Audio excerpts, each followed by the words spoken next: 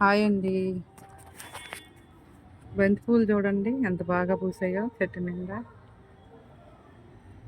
ఇది విత్తనాల వాళ్ళ దగ్గర షాప్లో మొక్కకి 3 మొక్కలు కలిపి 10 రూపాయలు. పెద్దదయింది, ఎంత బాగుందో.